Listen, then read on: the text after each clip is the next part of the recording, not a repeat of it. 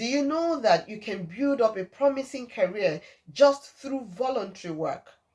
When I came into this country some years back, into the United Kingdom, I got associated with a lot of churches because of my youth mentorship programs. And I saw that the churches that are doing food programs, they have the food bank. The people that run the food bank are mostly volunteers.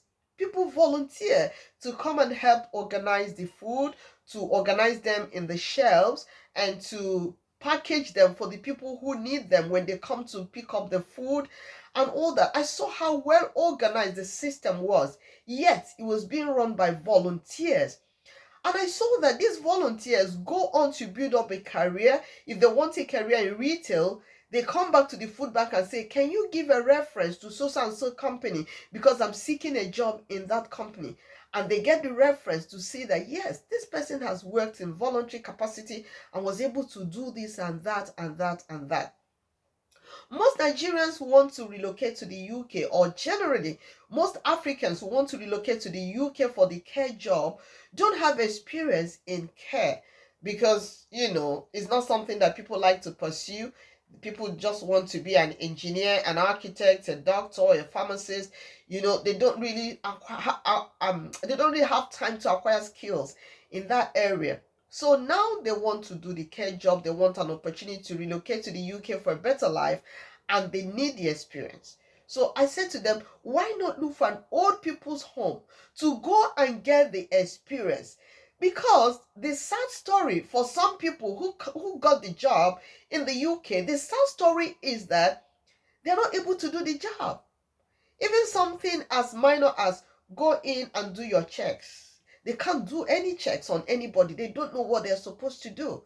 But they were able to get reference letters, phony reference letters saying that, yes, this person has worked in care before. When you acquire knowledge about anything, that knowledge is something nobody can take away from you. And you can build upon that knowledge. You build upon it onto greater things. When you find a care home and do voluntary work there, when you're able to get the job through visa sponsorship in the UK, once you come in, you impress your employers immediately.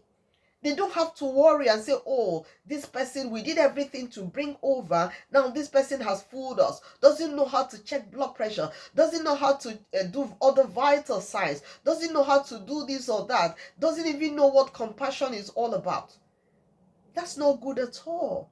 It's not good for you. It's not good for the nation you represent. So that's why it's important for you. Find a place to do a good voluntary work. Let me tell you the beauty of voluntary work. The good thing about it is this: when you do voluntary work to serve people, not for the money, but for service, God will be the one to reward you. Because God, the Bible says that God is a rewarder. He's the rewarder of people that diligently seek Him. You seek Him through your service. You seek Him through helping others. God will reward you and make a way for you. And then you acquire a knowledge that nobody can take away from you. I remember my days as a young graduate from the university. All I wanted to do was to work in television. And I got a job during youth service, the National Youth Service. I got a job as a youth corper in a television house, Bender Television. I worked in Bender Television, and then after 1 year, I needed to go back to my state to look for a job. And then I had to start doing what they call freelance guest artist work. I started with Imo Television presenting a youth program. We called it Brain Teaser. I wasn't paid a dime for presenting Brain Teaser. All those years I was on TV presenting Brain Teaser, I wasn't paid a dime. But you know what? I was acquiring the knowledge that nobody could take away from me. I left when I moved over to NTR, but also as a guest artist presenting a program they call New Age, a 30-minute program. And I think it was live, wasn't it? I think it was a live program. I was acquiring more knowledge about TV presentation. I wasn't paid much. I was just given about 20 naira. If you're in Nigeria, you know what 20 naira means. It's not even worth anything in pounds. But I did the job because I was learning. I loved doing it, and I was building up a career even without realizing it. When I eventually moved to Lagos and I started working in a media house, in a newspaper house, Champion Newspapers and later Concord Newspapers, it was when I was in Concord Newspapers that I got the opportunity to do a program on national television in Lagos. And they said, oh, we have auditioned over 200 people. We haven't gotten a good presenter. Are you sure you can do it? I said, well, let's try. And I just started. I had barely gone halfway when they said, wow, you're fantastic. You're the one we need. Because I had worked for free in other television companies, but acquired the confidence needed for the television job. I had acquired the intonation needed for the television job. And I was able to do it. And I started building on my career from working in the newspaper house to running my own TV show, becoming an independent TV producer, presenter, to owning my own media company and becoming an employee of labor before I went into full-time ministry in 2002. So what I'm trying to say is this: there's no knowledge you acquire that is wasted. No knowledge is wasted. Don't be cash inspired for every work you do, because at the end of the day, you're building up a career for yourself. I remember a lady that was very good to me at the time. I was a young journalist and I was still single. A lady called Kofo Lubeson. We used to call her Auntie Kofo. She was very good to a lot of young people. She would take them on and say, look, if you didn't make JAM this year, you have to study and make it next year. But within the 1 year period, I will not allow you to be idle. She will send you to go and learn sewing. As a woman, she will also send you to go and learn baking. From there, she will send you to go and do your computer courses and be very versatile in the use of computer. These are knowledge that you can get. Nobody can take away from you. When people who live in the UK will tell you, they'll say, oh, I wish I knew how to sew. Some will say, I wish I learned plumbing before coming to the UK. So will say, I wish I knew how to cut my hair or how to braid my hair. All the knowledge, the skills you acquire are not wasted at all. They are very useful. Rather than be idle, devil finds work for an idle mind. Rather than be idle, do something with your life. I went to see a pastor friend of mine and he runs a food bank. When I got there on a Friday, I saw young girls, school children, come to the food bank to help in packaging the food and arranging them. These students will finish, and when they close from school on Fridays, they come to the food bank to do the work. They are learning how to arrange food, how to tag names in the food, how to package them for people to take home. That's the knowledge they're acquiring as they're volunteering. Life is about service. There are some services you have to give free of charge. There are some services you can be paid for while giving them. At the end of the day, no service is wasted, no knowledge is wasted. It's very, very important. I want to talk about something, a story I heard, something that happened to a lady. And I want to share that story because I want to use it, I want it to teach us something. I want it to bless us. I listened to this video and the lady said that when she was planning to get married, that she had sent out all the invitation cards. This lady is an American. She had sent out all the invitation cards and she had a few remaining. So she agreed with her friend to play some pranks and they decided they were going to send invitation cards to rich people that don't know them, that they know about, reputable rich people. And she sent invitation cards to them. And you know, when you send invitation cards to someone, you have what you call the RSVP, répondez s'il vous plaît, as in, if you can't come, this is the person you can notify to tell that you cannot make it. So this lady put her mom's name there, and she said she was in a car with her mom and she got a phone call. When she got the phone call, her mom, actually the phone call was to her mom because her mom's phone number was on her card under the RSVP, répondez s'il vous plaît, respond to this person if you can't come, please. So the mom was talking to somebody, said, hello, this is the executive assistant of Bill Gates. I'm just calling because we got the invitation card for the wedding and Mr. Bill Gates said he will not be able to make it and he would like to give you 10,000 naira just to make up for his absence.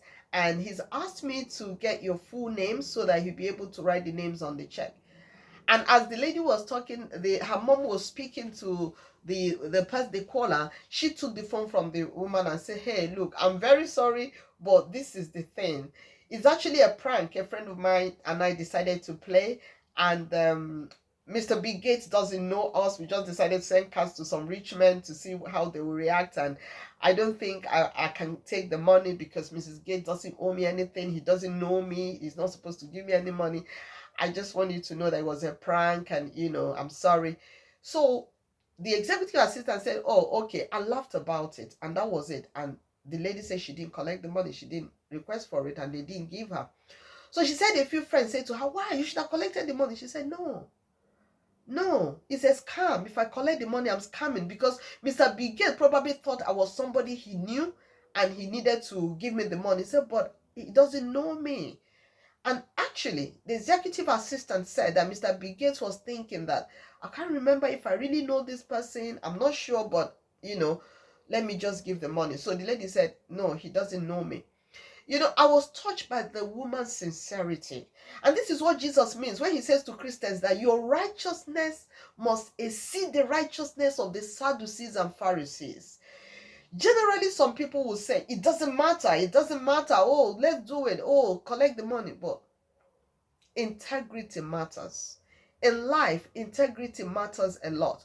No amount of money can buy integrity.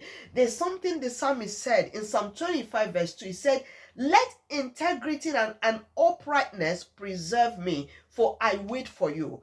That let my integrity and my uprightness preserve me. Let me wait on God to bless me. You don't have to scam. You don't have to cheat. You're doing a voluntary work. Do it with all your heart. Do it with all your mind. Let your integrity shine and wait on the Lord to bless you. You don't need to scam or cheat. You don't need to lie that you're doing a voluntary work somewhere if you are not doing the voluntary work, because you're deceiving you're deceiving yourself, and it can work against you. It will work against you to backfire on you. So it's very important that whatever you're doing, do it with integrity. Anything you're doing, do it with all your heart. Do it with all your might. When you acquire knowledge, nobody can take away the knowledge that you acquire. Nobody. Your house can be repossessed. Your car can be repossessed. Your clothes can be taken away from you. Something can happen, and the material things you have can be taken away from you. But the knowledge that you have, nobody, no power can take it away from you. And it's that knowledge that will guide you in life, that will lead you in everything you're doing. It's that knowledge. When I started full-time ministry, nobody was giving me a dime. Nobody was paying me anything. But I learned so many things along the way. As I researched for my teachings, as I researched for my mentorship program, I became a walking house of knowledge where it concerns youth and mentorship and what the Word of God has to say in those areas. So no knowledge is wasted. I want to advise you to embrace voluntary work. The spare time you have, use it to bless somebody, to care for somebody, to assist somebody. Some years back, a young lady walked into my dad's office, and I happened to be around because I was visiting my dad at the time from another town. And this young lady was pleading with my dad, and I overheard my dad saying, "No, I can't take you. I can't employ anybody, any more staff." And I said to my dad, "What's going on? She needs employment." The guy said, "No, I don't need employment. I just want to do IT in this office. I just want to be able to come every day to learn how to use the computer, because my dad's part of the office, they were into business, what do they call it now? Business center kind of services. They do photocopying, they were doing typing on the computer and doing all sorts of things with the use of the office suite for people to, for the services they were rendering to people. So this lady said she needed to work there to learn the use of the computer, the things they were doing there. So my dad said he didn't need that. He didn't want any person more there. Because my dad had had a bad experience with the people working there. They make the money, they steal it, they don't give to him because they know he has other businesses that are taking his time and attention. So when my dad refused, I said to him, please, this girl cannot just be at home from morning till night doing nothing.